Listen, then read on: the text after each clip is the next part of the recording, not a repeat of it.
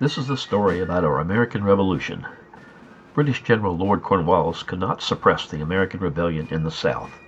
Frustrated by losses at Kings Mountain, Cowpens, and Guilford Courthouse, Cornwallis moved his army north to Virginia in an effort to turn off the spigot of French aid that was helping fuel the American resistance. By establishing a military base of operations at Yorktown, Cornwallis could be reinforced by British Royal Navy supply ships, vessels that were soon engaged in a fierce naval battle off the Virginia Capes.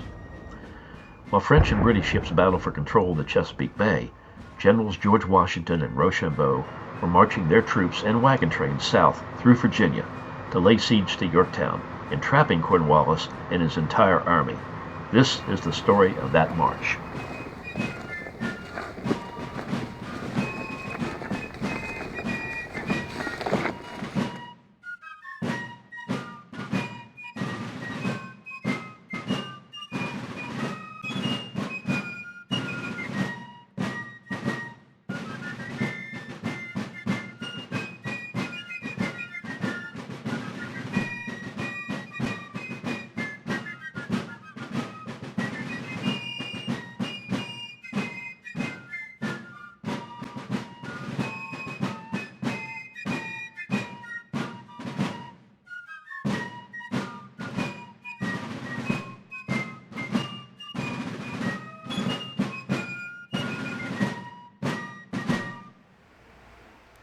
Hello, and welcome to the Real American Revolution, where we explore what really happened before, during, and after America's War for Independence. Our series, retracing the Washington-Rochambeau Revolutionary Route Trail through Virginia, is sponsored by the National Park Foundation and the Washington-Rochambeau Revolutionary Route Association, referred to as W3R US. Now, my name is Randy Flood, and I'll be your host through this journey. Today, we are at the old mill house in Occoquan, where just a little ways up the road, the wagons of the French and American armies crossed the river. We're joined today by Dr. Bob Selig. Bob is the foremost historian about the trail. So Bob, we're delighted to have you with us, and won't you tell us about what happened here? Well, thank you very much, Randy. It's great to be here again with you as we are traveling down the Washington-Rochambeau Revolutionary Route. As Mr. Flood just said, we are here at the Old Millhouse Museum in Occoquan on the banks of the river Occoquan.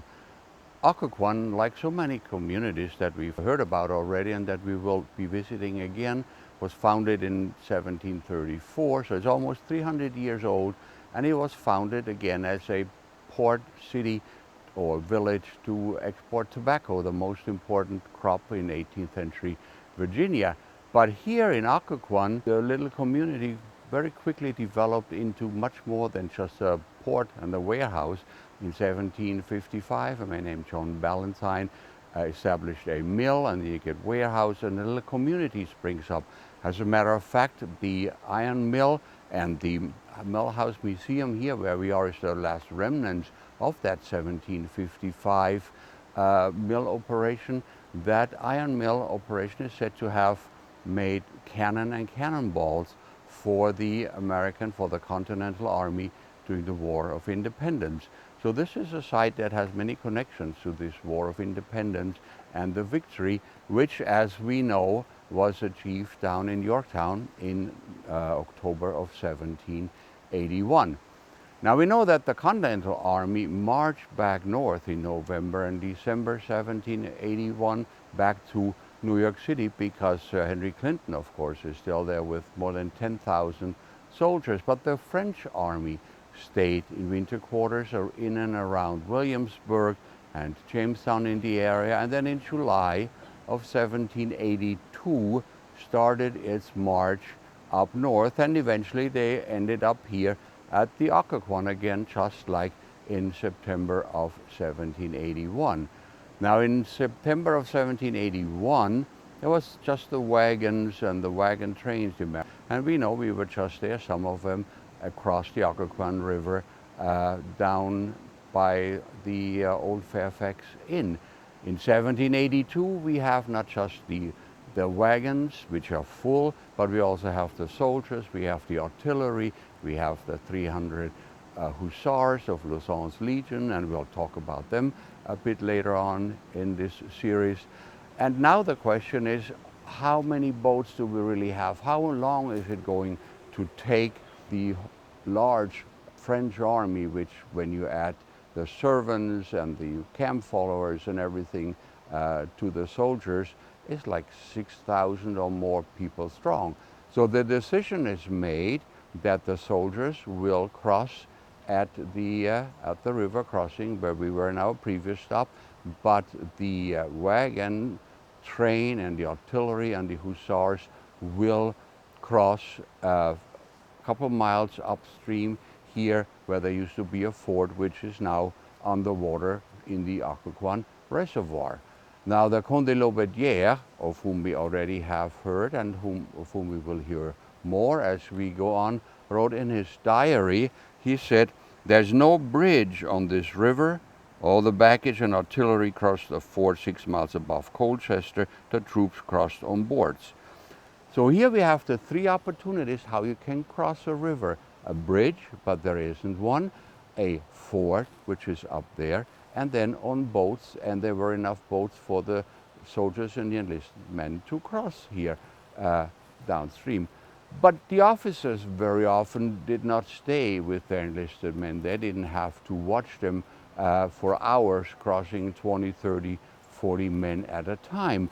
They traveled around to looking at the sites that locals very often had told them what is there to be seen.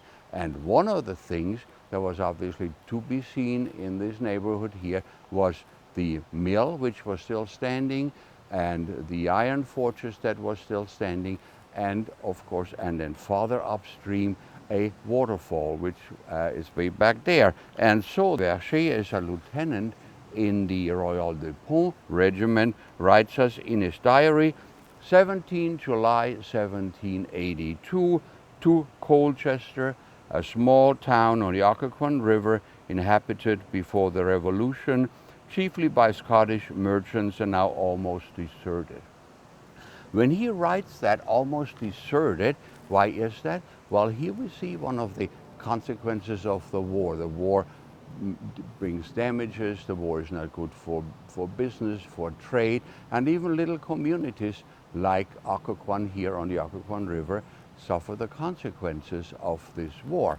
We went to see the forges on the Occoquan, which are very fine, and a waterfall over the rocks that is a beautiful spectacle.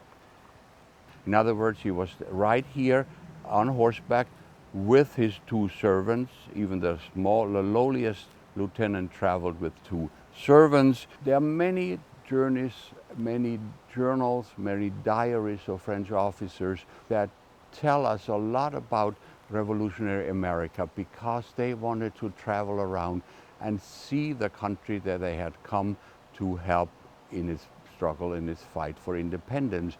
And a lot of them was new to them. And that is a wonderful source, because no American officer or soldier would write down how you make hoe cakes. But French officers had never seen that, and they write down, what do these people eat? What kind of food do they have? Are the women beautiful or ugly? Things like that is what we find all over French journals and diaries, and many of them are available, have been translated, that you could read, and maybe you may even find a little town that where you are from mentioned in these journals, how large they are, how many people are living in these communities, etc. So if you ever have an opportunity to come here, the Millhouse Museum is certainly very much worth stopping by. And if you walk up the river, you can see the waterfall as well that Verger has mentioned, but not the fort where they cross, because it is under the reservoir. So that's all for today. We will move on to our next stop as we follow French and American forces to Yorktown and back again in 1782. Thank you.